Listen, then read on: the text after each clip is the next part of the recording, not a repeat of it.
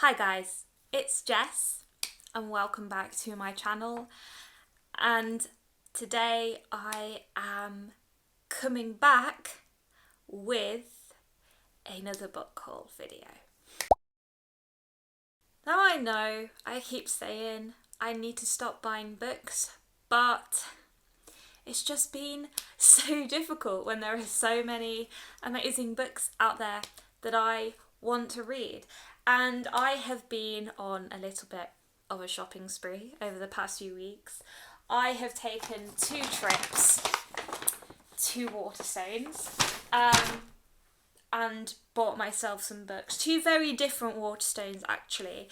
The first one I went to was in Loughborough, and I go there quite a lot because it's quite close by. And the second one I went to was this new Waterstones that has opened up at a shopping centre where I used to work. They never had a Waterstones there, and it recently opened, so I wanted to go and have a look. And yeah, I just ended up losing a bit of self-control, and I bought a load of books. But I do have some books as well that were gifted to me. So yeah, without further ado, we're just going to get straight into the video. I'll try not to make it too long. Here we go. So I'm actually going to start with a book that I was meant to include in my last book haul video, but I just totally forgot. And this is a book that I purchased because I had seen it on Dee's channel. I will link her channel down below for you. But this is the 392 by Ashley Hickson Lovance, and this is all about these people who are on a bus, and this person gets on the bus and they think he's a terrorist, something along those lines, and it's basically just talking about all the things that are running through these people's heads at the time on this bus journey. And it sounds really, really interesting. It's not something that I would normally read, but that concept, that plot just really, really intrigues me. And the cover as well is just so... it's just really satisfying to look at. It's a very different kind of cover, but I really, really like looking at it. So I'm really interested in getting to this book very soon. It is quite a short book. It's just under 200 pages. And I've heard really good things about it. Dee really enjoyed it when she talked about it in one of her videos. So I'm very interested in picking this one up soon. Next, I'm going to talk about 2 books that my boyfriend bought for me quite recently. He didn't have to do this. He just randomly surprised me with 2 books from my Amazon wishlist. God bless his soul. And the first one is The Long Way to a Small and Angry Planet by Becky Chambers. And I've been wanting to read these books for a while. Ever since I saw them in a bookshop a couple of years ago. This is the first book in the Wayfarer series, and I've heard absolutely amazing things about the series in general. So I wanted to give it a go, and all I really know about it is that it is sci-fi and it has lots of fantastic queer representation. But this book basically follows a character called Rosemary Harper who joins the crew of the Wayfarer, which is a patched up ship that's seen better days and offers her everything she could possibly want: a small quiet spot to call home for a while, adventure in far off corners of the galaxy, and distance from her troubled past. So it sounds like something I would enjoy. I've been getting back into fantasy and science fiction a little bit more recently, and yeah, like I said, I've just heard amazing things about it. So I don't know when I'm going to get to this, but I'm so glad that I finally have it, and hopefully I can get my hands on the rest of the series as well so I can binge it all in one go. The second book that my boyfriend surprised me with is a book that I have been dying to read for so long. It's one of my favourite book covers in the world, and it's another book that I have heard absolutely incredible things about, and that is Black Sun by Rebecca Roanhorse. There's something about this cover that is just really, really calling to me, and I put this book on my wish list without even knowing what it was about all that while ago. But it's a science fiction fantasy novel, and it's based off like ancient South American culture and history, so like the Aztecs, Mayans, Incans, that kind of thing. I think it's Mayan history. I'm not 100% sure, but that just sounds really, really captivating to me, and it sounds like it's going to be very different. But it's set in a holy city of Tova, and the winter solstice is coming. It's usually a time for celebration and renewal, but this year it coincides with a solar eclipse, a celestial event prescribed by the sun priest as an unbalancing of the world. And then there's something about a ship that launches from a distant city bound for Tova, and it's set to arrive on the solstice, and the captain of the ship is a disgraced teak, and her ship carries one passenger described as harmless, who is a young man, blind, scarred and cloaked in destiny, and he might be the villain of the story, I don't really know, but it just sounds really, really cool. It sounds so unique to all of the other fantasy science fiction books that I've read in the past, and like I said, heard amazing things about it. I know there is a sequel coming out. I think the author is writing a sequel, but yeah, I really want to read this soon because I feel like I'm missing out with this one. Alright, so now we're going to get into all of the books that I purchased for myself, and I have quite a few, so I will try and get through these as quickly as possible. We're going to start with the books that I bought on my first trip to the Loughborough Waterstones, and I tried to go for some things that I wouldn't normally go for, just because I want to just try some new genres out, try some new authors out, and just, you know, explore things a little bit more freely and not kind of stay in my comfort zone. One of the first books that I bought from this trip is No One Is Talking About This by Patricia Lockwood. I've seen this book around everywhere on the internet because this cover is just absolutely stunning. But this one I think recently won an award. I can't remember which award, but this one has had a lot of high praise.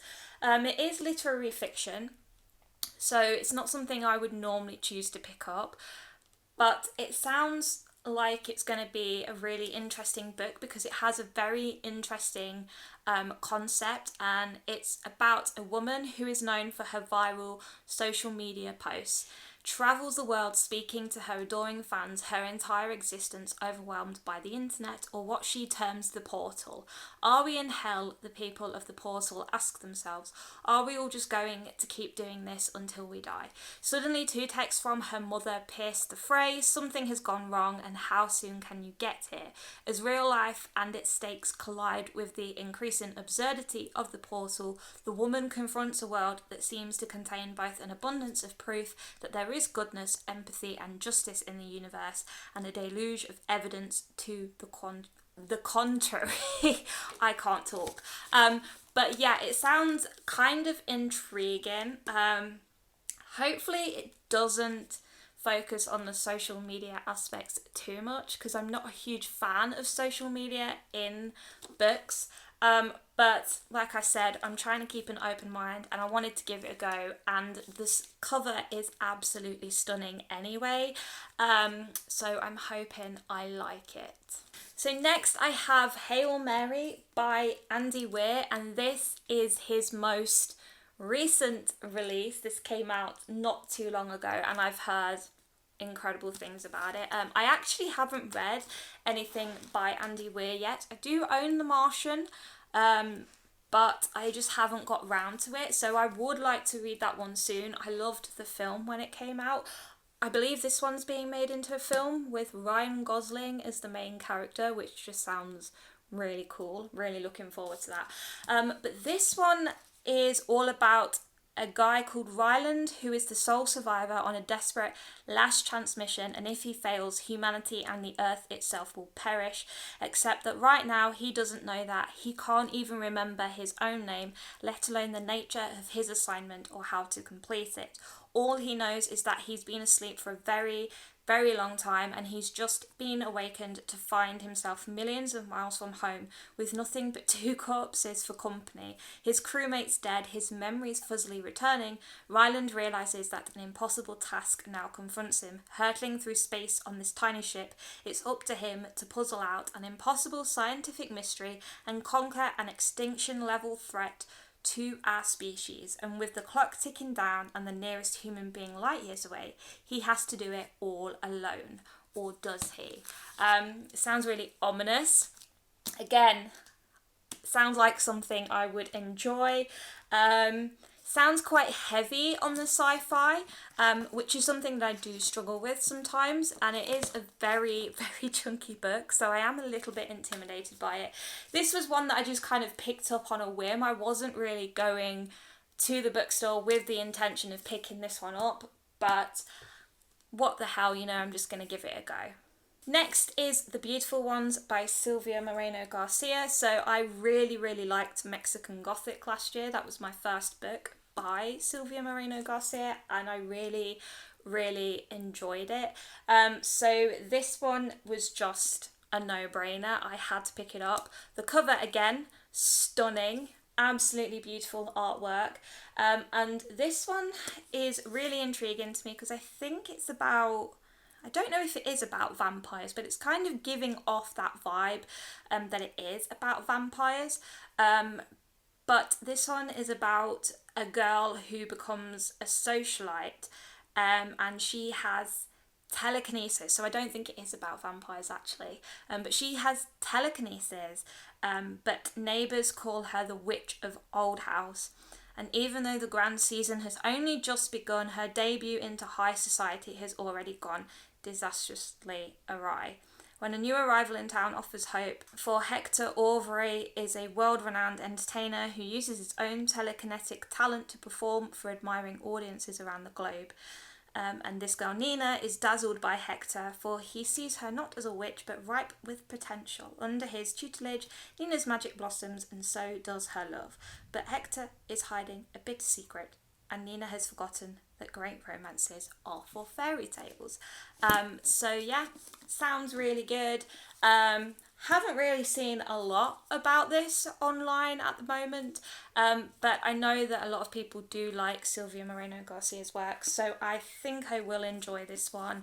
And again, it sounds like another one that could be a really good read for autumn and winter time.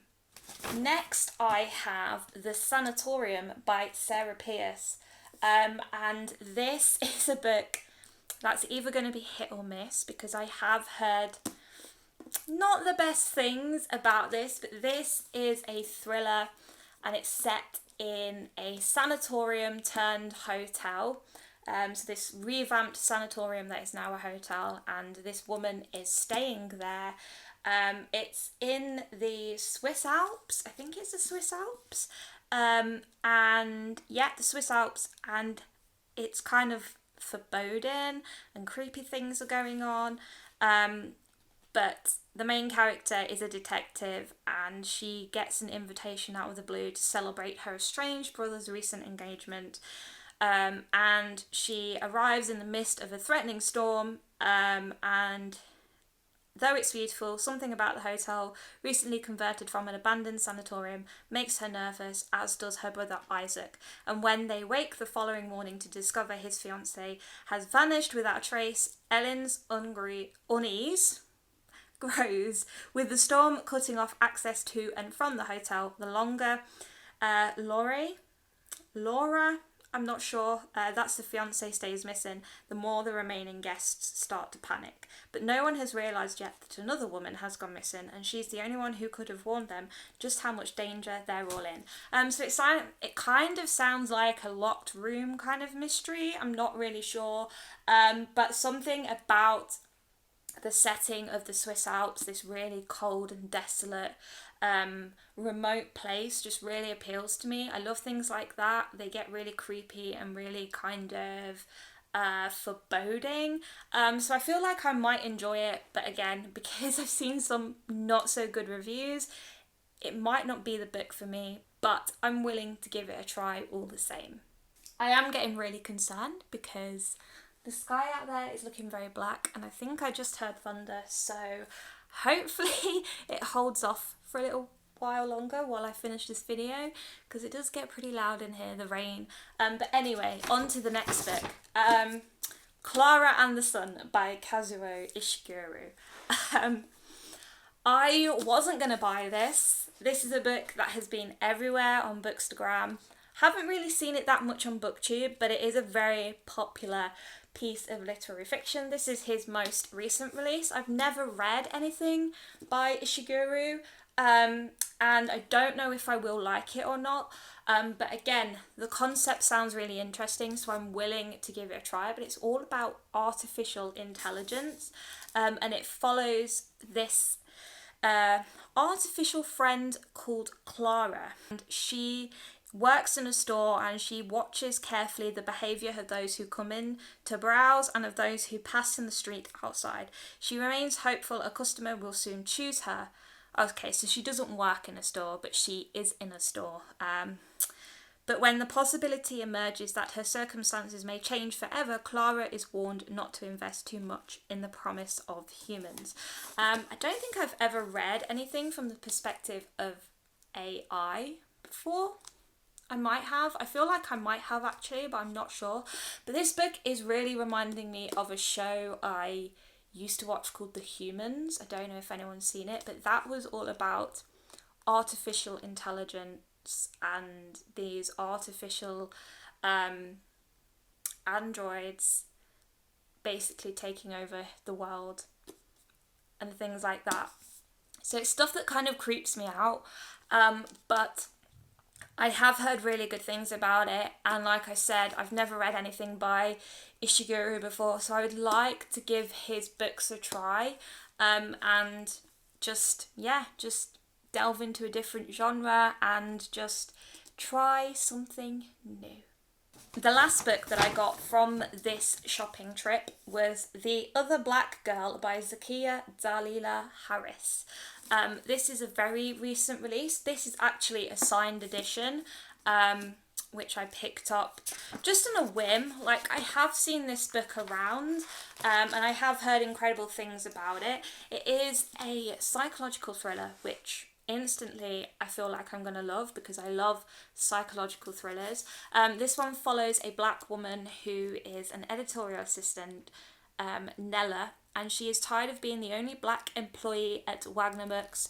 Fed up with the isolation and the microaggressions, she's thrilled when Hazel starts working in the cubicle beside hers.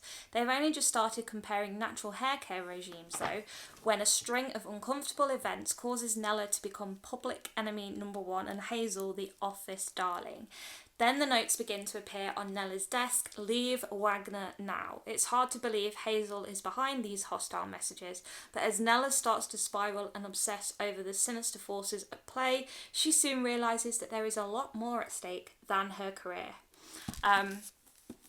So yeah, kind of giving me the stalker, blackmail vibes, things that I really, really like in thrillers. I've heard wonderful things about this book, so hopefully I will enjoy it. I'm probably going to save it for autumn, winter time because it's just giving me those vibes, but this cover as well is absolutely stunning. I finally have an all yellow book, but yeah, I'm looking forward to this one.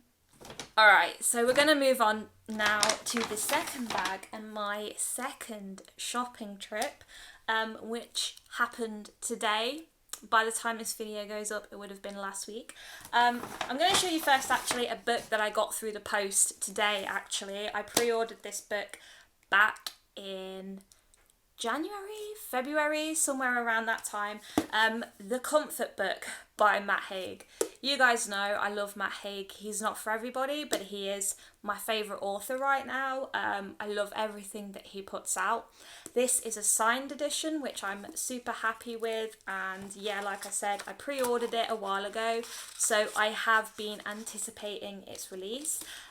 This is it's kind of like a self-help / memoir book, and I don't normally like self-help books, but it's Matt Haig, so I'm going to give an exception to that rule. But yeah, this is just what it says on the cover, the comfort book, and it's just kind of like showing you all of the little things in life that can give you comfort, that can help get you through.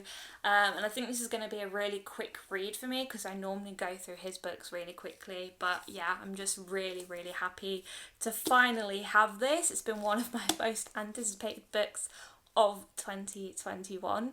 Next we have The Kite Runner by Khaled Hosseini.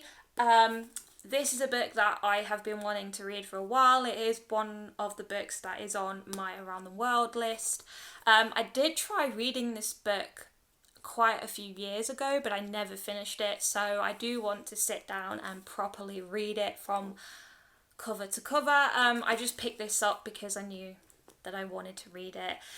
This is a really, really well-loved book, and I've heard incredible things about it, but it's set in Afghanistan in 1975, and it follows 12-year-old Amir, who is desperate to win the local kite fighting tournament, but his loyal friend Hassan promises to help him.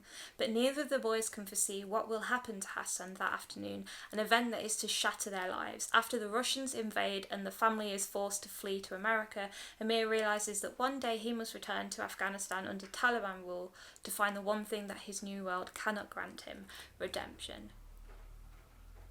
Sorry, I thought that was thunder, but it wasn't. So yeah, this sounds like a really hard-hitting, really emotional read, and I'm really excited to delve into it. Then I picked up A Man Called Ove by Fredrik Backman. So Fredrik Backman is a really well-known and well-loved author, and I kind of just picked this one up on a whim because I don't really know if I would like his stuff, but want to give it a try. I love the cover as well. I've always been drawn to the covers of his books. They always just look so beautiful. This one is about a grumpy old man called Ove, which, you know, sounds quite fun to me, but Ove is almost certainly the grumpiest man you will ever meet. He thinks himself surrounded by idiots. I mean, I kind of agree with him there. Joggers, neighbours who can't reverse a trailer properly, and shop assistants who talk in code. But isn't it rare these days to find such old-fashioned clarity of belief and deed, such unanswering conviction about what the world should be, and a lifelong dedication to making it just so. In the end, you will see there is something about Ove that is quite irresistible. I feel like I'm going to fall in love with this book. I feel like I'm going to fall in love with Ove. I don't know. It just sounds really heartwarming. I've heard really good things about it. People really, really like this book. It just sounds like it's going to be a very comforting read. So I'm looking forward to this one. I might read it soon because it's giving me lots of summer vibes. I don't know. But yeah, there we go. Next, I have a non-fiction book that I picked up on a whim, but that is How to Build a Universe by Professor Brian Cox, Robin Ince and Alexandra Feacham. So Professor Brian Cox is one of my favourite people in the world. I have a lot of his books. I find everything he puts out on TV, in books, whatever, really interesting. I've seen him live, and that was one of the most interesting shows I've ever been to. But this just feels like, I feel like this book is just going to blow my mind, because everything about space normally does. It's something that I just really struggle, even though I know it's real, I really struggle to comprehend it, if you know what I mean. But this is a celebration of scientific marvels.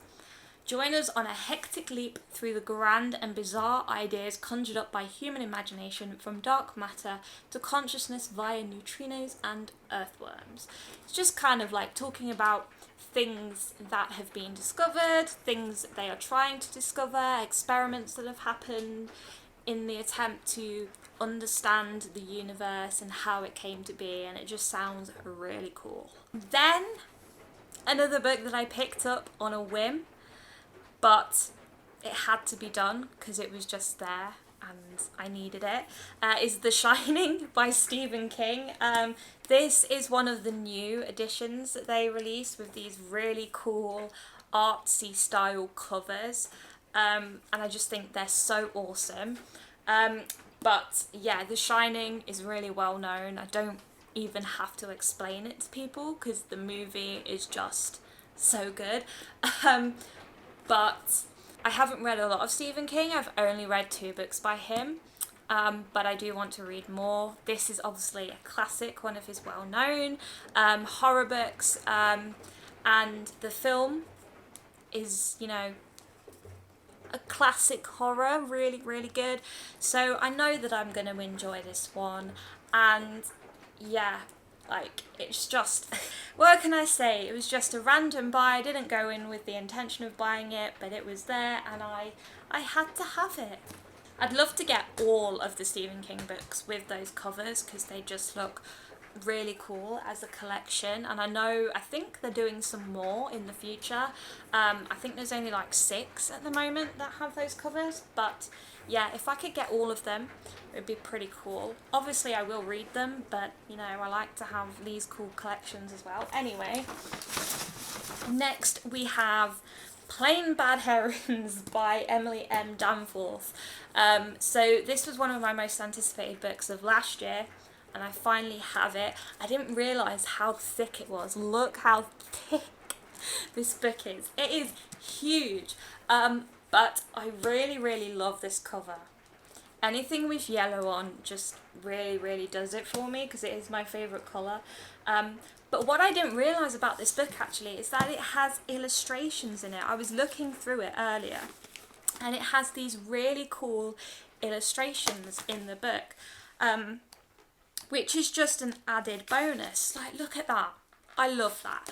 But this one is a horror slash mystery, I think, and it is all about this school for girls, and it is the infamous site of a series of tragic deaths over 100 years ago. And I know that it is about these 2 girls who are acting in a film based off what happened, and they become quite obsessed with it, and they start trying to investigate to find out what really happened or something. But yeah, I've been looking forward to this for such a long time. It sounds like it's going to be a book that is right up my street, and I've heard really good things about it. Alright, so we're on to the last 2 books now, and next we have Detransition Baby by Tori Peters. So this is obviously a really well-known book. It was in the list for the Woman's Prize for Fiction this year, and this is all about Reese, who is in a loving relationship with Amy, lives in New York, and has a job she doesn't hate. She scraped together a life previous generations of trans women could only dream of. The only thing missing was a child. Then everything fell apart, and 3 years on, Reese is still in self-destruct mode, avoiding her loneliness by sleeping with married men. When her ex calls to ask if she wants to be a mother, Reese finds herself intrigued. After being attacked in the street, Amy detransitioned to become Ames, changed jobs, and, thinking he was infertile, started an affair with his boss, Katrina. Now Katrina's pregnant. Could the 3 of them form an unconventional family and raise the baby together? It just sounds so much fun. It sounds like the kind of things I would like to read about. I love reading about interesting, out of the I wouldn't say it's out of the ordinary, but you know what I mean, like these unique scenarios. That's thunder. These unique scenarios where people are thrown into situations that they weren't expecting, situations that you don't ever hear of, and yeah, like, I've heard incredible things about it. I know it is literary fiction, but like I said, I'm keeping an open mind. I want to give it a go. I love this cover, and I just, yeah, I want to read some more literature like this surrounding trans people, and the situations that they face. So this one will be a very informative read for me as well, I think. Alright, and so we're on to the last book now, which is a good job because this storm is hotting up. Malibu Rising by Taylor Jenkins Reid. Very new release, came out quite recently. Everyone has been hyping this one up. I have only read Daisy Jones and the Six, but it is one of my all-time favourite books. I really, really love that. I actually listened to the audiobook for that one, which was probably the best way to go about it, just because of the format, the way the book's written. But yeah, I loved the characters in that book, and I loved the way that the story was woven together and the reveal at the end, and I just thought it was really, really unique and interesting. This one is set in the 80s and it's set in Malibu, obviously. And it's the day of Nina Reaver's annual end of summer party, and anticipation is at a fever pitch. Everyone who's anyone wants to invite to catch a glimpse of the famous Reaver siblings. Nina, the talented surfer and supermodel, brothers Jay and Hood, one a championship surfer, the other a renowned photographer, and their adored baby sister Kit. Together the siblings are a source of fascination in Malibu and the world over, especially as the children of the legendary singer Mick Reaver. By midnight the party will be completely out of control. By morning the Reaver mansion will have gone up in flames, but ahead of that first spark, in the early hours before dawn, the alcohol will flow, the music will play, and the loves and secrets that shaped this family will all come bubbling to the surface. I'm going to love it. I know I'm going to love it. I haven't read Evelyn Hugo yet, but I plan to soon, and I know this book is kind of like a spin-off to Evelyn Hugo, I think. But I love everything to do with like celebrity culture, celebrity lifestyles and family dramas. I love that stuff in books. So I know for a fact that I am going to love this one. Heard great things about it. This cover is stunning, and my favourite thing actually is the end papers. Look at those end papers. And then this, oh, look at that mint green cover, like cover there. It's just beautiful, this book. So I knew that I had to have it. I didn't even think about it. I just picked it up. Alright guys, there we go. Those are all the books that I have acquired over the last 2 and 3 weeks. I know it is a lot. I am trying to stop. I say this every book haul video. I'm trying to stop. But realistically, is that going to happen? No. But yeah, I'm very excited to get to all of these. Don't know when it's going to happen. Probably in 2022, but at least, you know, they're there, ready for me. That's the best thing about books, is that they never expire. You can read them at any time, and I'm just really, really excited for all of them. So I am going to wrap this video up here. Thank you so much for watching, guys. Please let me know in the comments if you've read any of the books mentioned in today's video and what you thought of them, whether you think I should get to any of these pretty soon.